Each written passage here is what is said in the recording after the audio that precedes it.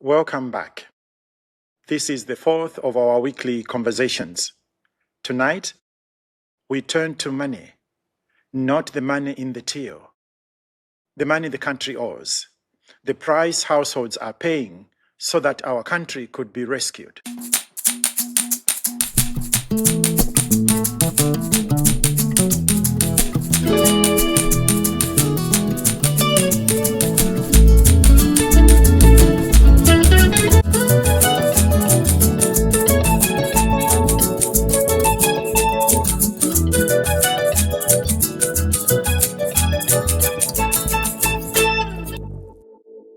Good evening, Your Excellency, President Hakainde Hichilema.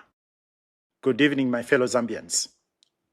Tonight, I speak plainly because a leader and a citizen must be able to speak of the good news and the hard news in the same breath.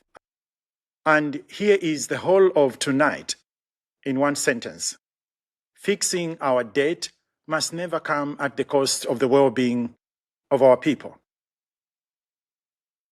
I humbly but boldly call for the ambition that we can meet what we owe our lenders and still meet what we owe to our own people, especially the most vulnerable. First, the good news, because it is yours, Your Excellency. In November 2020, before you were president, Zambia could no longer pay its debts. We were the first country in Africa during the pandemic to fail to pay. We owed the world about 12 billion United States dollars, more than our whole country makes in a year. The world wrote about us as a warning to other countries. Mr. President, you inherited that.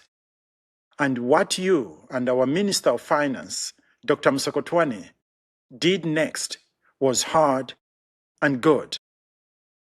In June 2023, you made a deal on $6.3 billion, with $4.1 billion of that amount of money owed to one lender, the Export-Import Bank of China.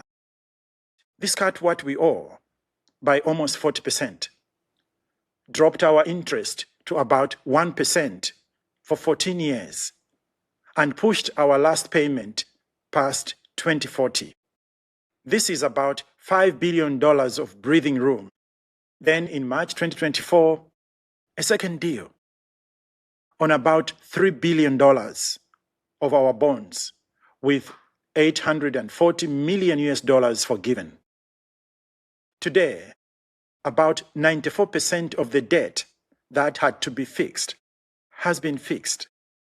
These were not small wins, Mr. President. There were months when no one outside the Ministry of Finance knew how close to the edge we walked. You and your team carried that. I say this, Mr. President, not to flatter you, but because honesty begins with the truth that is easy to tell. Now, Mr. President, here is the truth that is harder to tell, and the country has not yet fully heard it. The price of that rescue was paid bit by bit by households that had almost nothing to spare. The dignity was won at Davos. It was paid for at household level. When you took office, Mr. President, $1 cost about 16 kwacha. By early last year, it was almost 29 kwacha. Fuel, medicine, cooking oil, fertilizer, everything we import grew dearer. The kwacha has since come back strongly to about 17.5. And that is real, and it is welcome. But the household lived through the whole fall before it ever felt the rise. Prices climbed at 22% in 2021. Today, they climbed at under 7%, the lowest in 8 years. A real win, and I say so plainly, but a slower rise is not a fall. Fuel nearly doubled when the subsidy went. A 25-kilogram bag of breakfast meal passed 350 kwacha at its worst. And the teacher, the nurse, the civil servant got a raise of 550 kwacha 1 year and 500 kwacha the next. This is less than one extra bag of mealie meal in a month. Then the skies closed. In February 2024, Your Excellency, you declared the drought a national disaster, the worst in 40 years. 84 out of our 116 districts were hard hit. Nearly 1 million hectares of maize died. Nearly 10 million Zambians were affected. Kariba fell so low that the lights went out up to 21 hours a day. The welder could not weld. The clinic fridge could not keep the vaccine cold. The debt was repaid, while the household paid again in darkness. And the deepest number of all, Mr. President, after all the recovery, about 6 in every 10 Zambians still live below the poverty line. The big numbers recovered. The household is still waiting at the door. Let us briefly check the country's pulse, Your Excellency. 3 voices.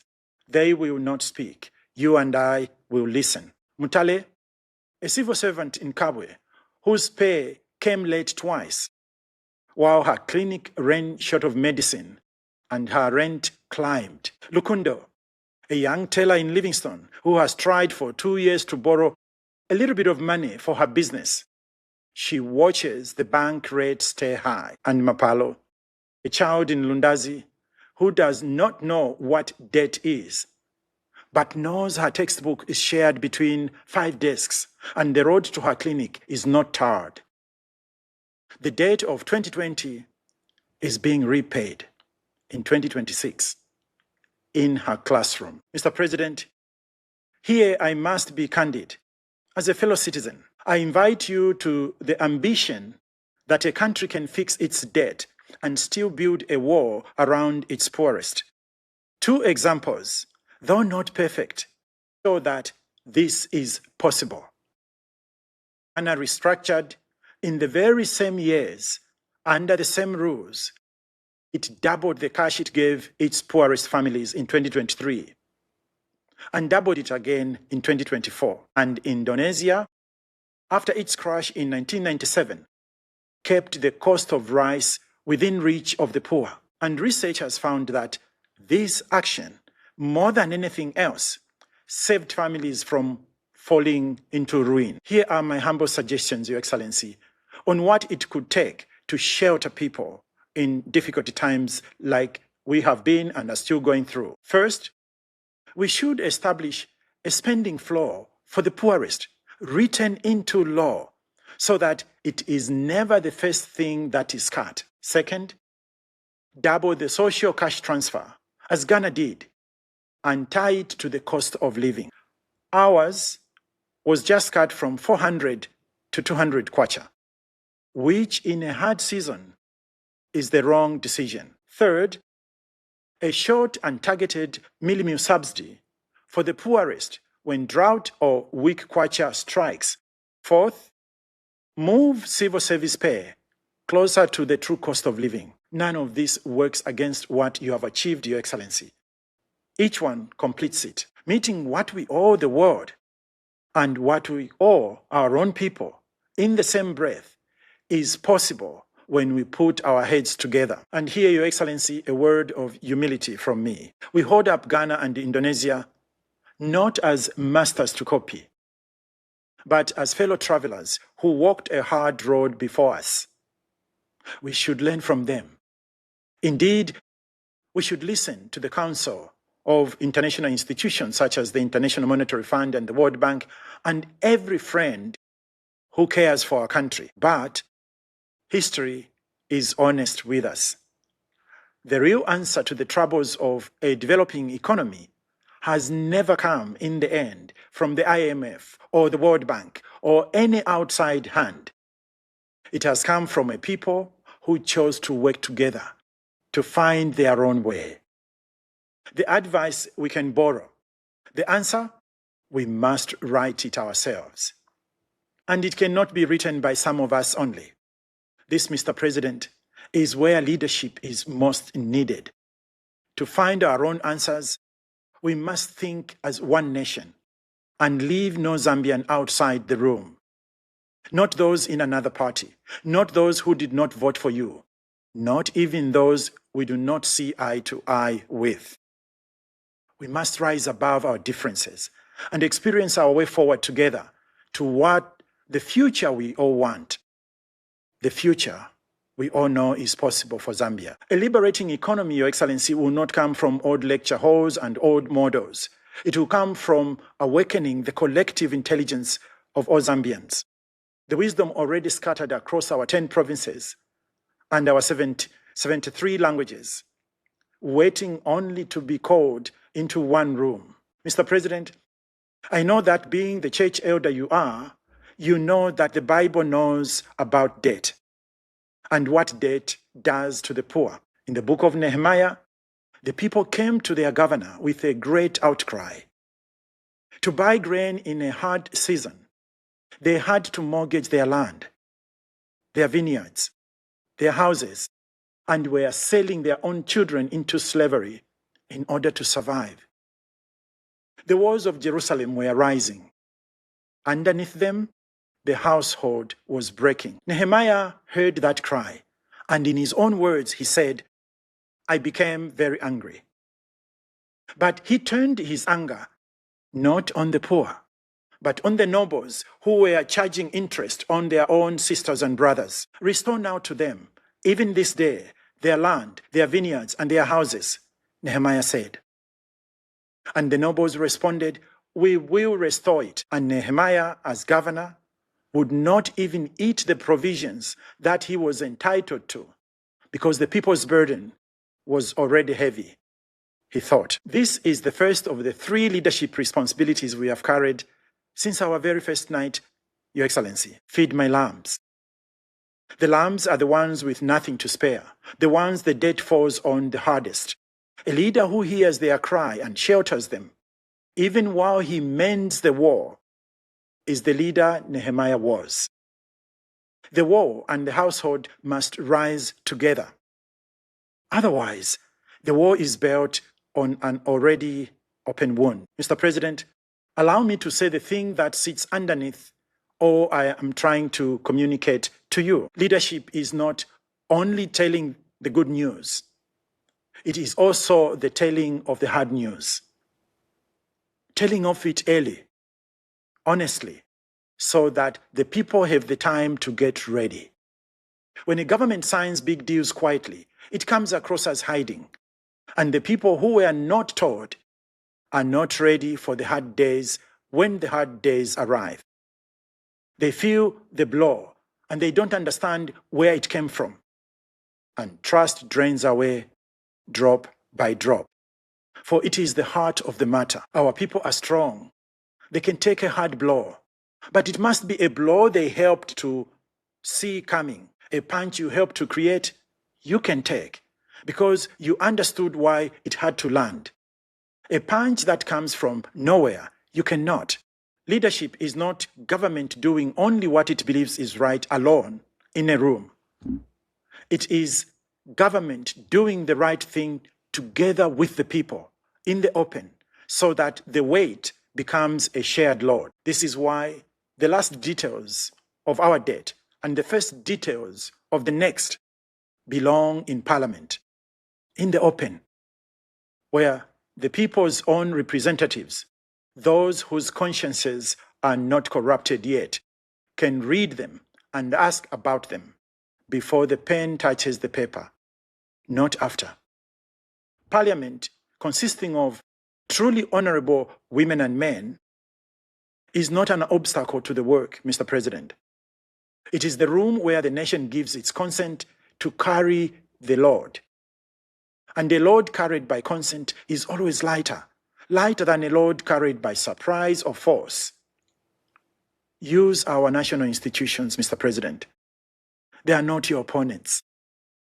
They are how a whole country agrees to walk into a hard season with its eyes open. Some years ago, I wrote a book, and I gave it a title that carries the spirit of what I'm trying to speak about tonight. It is how we end that matters. A beginning can be bright. A beginning can dazzle a nation. But it is not the beginning that people keep in their hearts. It is the ending. People remember how the story closed. They remember the last chapter far longer than the first one. Your Excellency, allow me to say, when President Levi Mwanawasa began in 2002, this country expected very little of him. Many had written him off before he had governed even a single day. And let me be honest about President Mwanawasa. He was not a blameless man, and he never claimed to be. More than once, President Mwanawasa stood before this nation and owned his own failures. He apologized with sorrow that even as the economy was healing, he had not yet lifted the poor out of poverty. When the rushed selling of our national companies was seen to have cost many Zambians their jobs, he did not defend it. He said plainly that it had been done wrongly and had to be put right. Here is the lesson, Mr. President. Each time he admitted failure, the people did not love him less. They loved him more. Levi Mwanawasa surprised this nation. He turned with courage against the corruption of his own side. He stabilized the economy. He gave his last strength to building a strong and democratic Zambia. And when he left the stage, this country, even many who had doubted him at the start, stood and applauded. Not for how he began, for how he ended. And so, I speak in these words to you, Mr. President, and to every Zambian who is listening. To you, Mr. President, end your first term in office with increased openness. End with the hard truth on the table beside the good, with the poorest sheltered first. To you, my fellow Zambians, this debt is not the president's alone, nor the government's alone. It is ours. So, fellow Zambians, ask the questions, read the contracts, send your members of parliament, those that still have integrity, to speak for your kitchen. A debt that a whole nation carries with open eyes builds a country. A debt carried in the dark breaks one. Until next week, when we will speak of mining and shared prosperity, hold these with me, Your Excellency. May we choose to tell each other the truth, the good news and the hard news. May we choose to carry the Lord together in the open. May we choose to shelter the poorest while we mend the house. May we remember that this debt and this country belong to all of us, to your government, to those who sit opposite you, to those who teach, those who farm, those who trade to make one Zambia, one nation. Good night, Your Excellency. Good night, Zambia.